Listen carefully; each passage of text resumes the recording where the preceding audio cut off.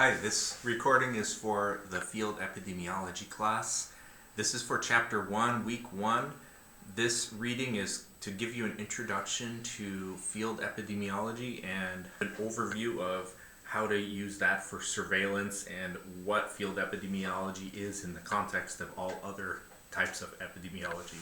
So if we go to the first page of our Canvas course, you'll see on week 1 here, it has these objectives to describe historical and operational aspects and key considerations. And then it says attributes of the functional public health surveillance program. And then it gives some chapters here. And throughout the course, I've downloaded these chapters so that you don't have to go search for them in the textbook. And the chapters are here. I was able to get them through our library. You could also get it there. And if you go down, you'll find the PowerPoint that I use is here under lecture. And then this is kind of an introduction video to the whole course. But this video that I'm recording now will be underneath here. And then the assignments is really just a discussion for this week, but I want you to be able to do this before too long. I know this video is late, but also the discussion is late, and I haven't seen any participation in the course yet, so I'd like you to contribute and put your discussion item in there, and I'll give you to the end of this week, which would be the 24th. You have to have something in that discussion. All right. So let's get into it a little bit with field epidemiology. I have a PowerPoint presentation that I want to show you. This is just kind of an introduction to the course, and we made this in conjunction with the textbook, which is chapter 1 is here. And again, this textbook chapter is actually online, and the PDF link is there. So the term field epidemiology is a well-known area of work and area of epidemiology, but it varies. The one in this book and in this class is the one that responds to public health problems, and it's sort of that rapid investigation of outbreaks that occurs. Field epidemiology is, of course, not only for infectious disease. You can have it for other types of public health problems that are rapid moving, but field epidemiology really is mostly infectious disease. They have a case study here about the Legionella outbreak that first occurred, and how the Epidemic Intelligence Service officer was in charge of that, and that sort of got the ball rolling in some ways. But you have to understand that field epidemiology is also about non-infectious diseases such as tobacco control and vaping, e-cigarettes, sometimes contaminant releases, lots of other issues that can cause any kind of human disease. That's field epidemiology. Field epidemiology is almost always sort of a rapid and urgent thing.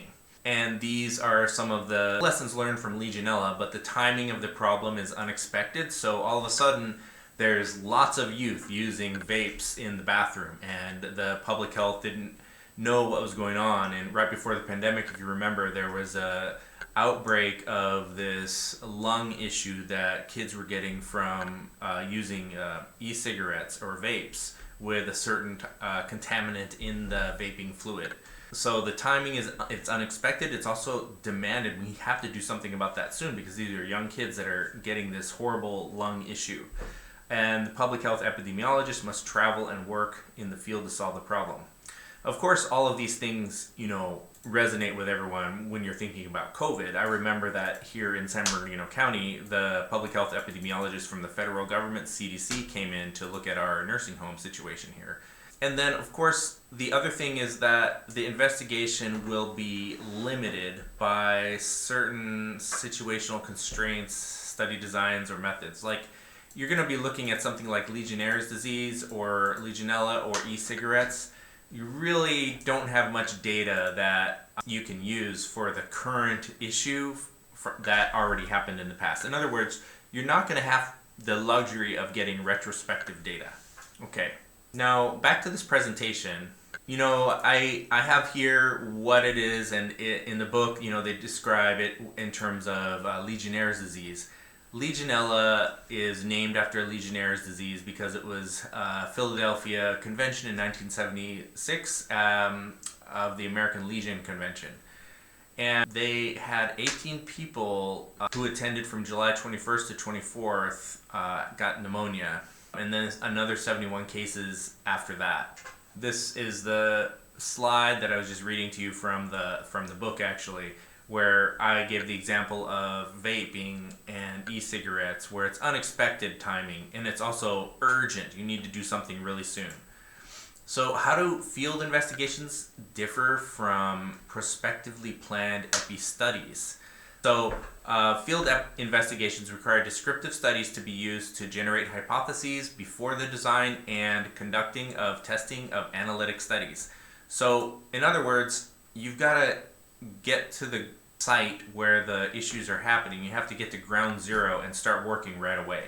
You don't have the luxury of doing a prospective study and doing the IRB and doing the different ethical considerations and the different study design luxuries that we all know how to do with as researchers in epidemiology.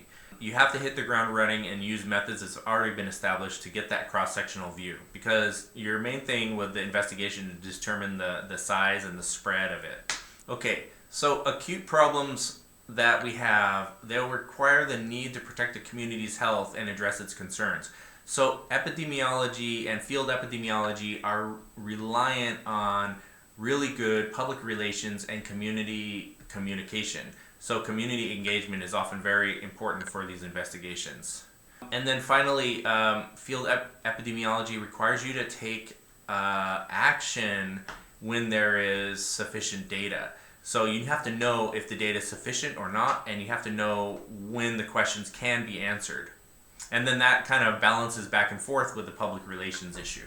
So some of the determinants for field investigations is that you have to decide whether to conduct it. And that's whether or not you have the capacity in your organization to do that. Because sometimes building the team, I don't know if you remember this from some of the other public health courses, but building the team first is what you need to do. Sometimes jumping into the problem before you actually have the team can be an issue. So you have to make sure that you're ready to tackle it. But once initiated, those decisions will come right away. So once you begin doing that field investigation, the decisions that flow from that happen very quickly. And that's what you have to be ready for. And then you also have to have a certain police powers and be able to implement control measures and end threats to the public health. So sometimes these police powers, you all remember from COVID, certain countries had much more police powers than other countries. So for example, in China and Korea, it was much more locked down for COVID than it was here. I mean, people here were saying that they didn't want to wear masks and they didn't see any other reason to have vaccination and all of that. But in China and Korea, you definitely have to wear masks during the COVID pandemic. Other determinations were program considerations. Certain programs at the national, state, and local levels have specific, extensive requirements for epidemiologic investigations. So what that means is that when you're going to set up one of these rapid cross-sectional field epi studies, you really have to consider where you are and what the requirements are there. If I wanted to go study the current Marburg outbreak that's happening now in sub-Saharan Africa, then I can't just go over there and begin investigating and begin using my epidemiological skills to start asking questions and doing surveys. I need to pay attention to what are all of the different country level, for example, considerations that I need to make. Also, once you get going, you also have to manage and understand the public's perceptions, and those will increasingly drive the political process. So what mode is the public in? Is it in conflict management? Are you going to be in that mode? Are you going to be in more of an educational mode? Like, what is the attitude of the public? You know, also the research and learning opportunities here are really good, so anybody can be interested in what's going on in a field investigation, but it also has a lot riding on it because you have to communicate with the public and you have to, make decisions afterwards. And then you may also need some legal help as well to get a hold of private records and proprietary information. So other unique challenges to epidemiologists is that sometimes, because it's not this planned out study that you have, there may be some limitations to the data that you can access. in many cases with the COVID-19 pandemic, even in San Bernardino, certain people were much less likely to be forthcoming with their disease issues. So it's really hard to get public data. And that's something that is always going to be true and is a huge challenge. Most of this course is about how to get through that and present with methods. There may be other potential limitations in data sources and other factors. There's sampling considerations. What kind of specimens are you going to need? And, how close is the media following you for publicity? And what is the level of enthusiasm that people in the public have to working with you? Some people could be very reluctant. And what are the conflicting pressures to intervene? Working in Southern California, for example, we have a pretty unique situation. I've noticed that working here in some neighborhoods, I'll give a neighborhood, this is something that happened about 10 years ago, but over in Riverside County, there's a place called Quail Valley.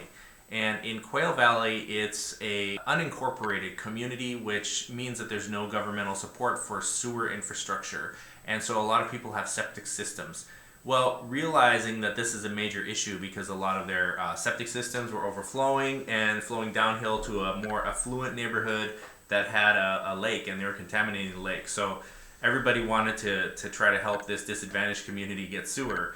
And it's still going on, it's still a challenge. But the reason they wanted to help may have been a little bit more greedy, but while they were trying to help, I got to get a cross-sectional view of what was going on in there. And definitely, there's different attitudes in the community. Having a sewer, like a sewer pipe instead of a septic tank, is a great thing to prevent infectious disease. However, certain people in the community that you can characterize as Anglo, or in other words, whites in that community, were reluctant to have any additional government in their community for fear of higher taxes or higher rates of having to pay fines. While the Latino populations, the families that live in the community, were all for it. They really wanted to have the sewer. But because of those conflicting pressures, you get a stalemate and nothing gets done. And that can be a major issue and challenge for field epi. So another challenge that you have is sometimes these data sources are from hospitals or even school health records. I remember looking for COVID numbers here in San Bernardino, and I was only able to get numbers for school health records, and I couldn't find publicly available prevalence for COVID other than just state and county. You can't go down deeper than that. And then all I could find was school health records, and those were in PDFs on the district sites. And so it was kind of hard to get the COVID specific ones. And it all varies in completeness. Also small numbers for some outbreaks, like the Marburg virus right now. It was in Rwanda a few months ago, but one of its bordering countries now just recently said that they have one person that died from Marburg virus, unfortunately. But Marburg virus, as a sample size of 1, that is pretty hard to do statistics on. More about specimen collection. Sometimes those are just after the fact, and especially with foodborne outbreaks, you don't know what people are eating. And you could be going to a church picnic and you got all the coleslaw and potato salad samples you can think of, and you still don't have the right, you just still don't find what you think you need to be looking for. So oftentimes it's hard to get those environmental specimens, and you need to just rely on those surveys and those interviews with people. Publicity. So you all know about the current media environment and how one side is talking about media in a derogatory method. So, and then media in and of itself is also going to sort of hyperfixate on some negative messaging. And that happens in my career through time. It's just always, whenever I have something to say about something that's disgusting or newsworthy, it's going to get major publicity. And that is an over amplification of what you really want. You don't want the news media to focus on that. You have to give them a leveled message. Some other challenges are that many people are reluctant to participate, and then the federal, state, and even county epidemiologists may need to weigh in to see what kind of police powers are necessary to get people completely participatory with your investigation. So here's some standards they had in the book. They're also here in the textbook. In epidemiologic field investigation, consideration should begin to the quality of the science. But you can't do that sometimes. So they have these standards for investigation that you have to make sure it's timely and addresses the important public health problem. It examines resources, examines resource needs early and deploys them appropriately, employs appropriate methods of descriptive and or analytical epidemiology, and engages experts, in a variety of things, because it's not always infectious disease. It could be other things. So you could have an expert that needs to come in psychology, anthropology, toxicology. It probes causality to the degree sufficient to enable identification. So that could be more field investigations, getting those food samples. It identifies evidence-based options for interventions and is conducted in active collaboration with people that can help you make the investigation work. So you're going to have all the right legal powers, programmatic, and policy behind you in order to do those kind of field investigations. And so those are some standards that you have to have. It's kind of like a checklist. And some trends that kind of define what we have today. These are things that I've learned from COVID, but also from other things. Lawsuits will really affect how things are going. A really good lawsuit could essentially stymie a complete investigation.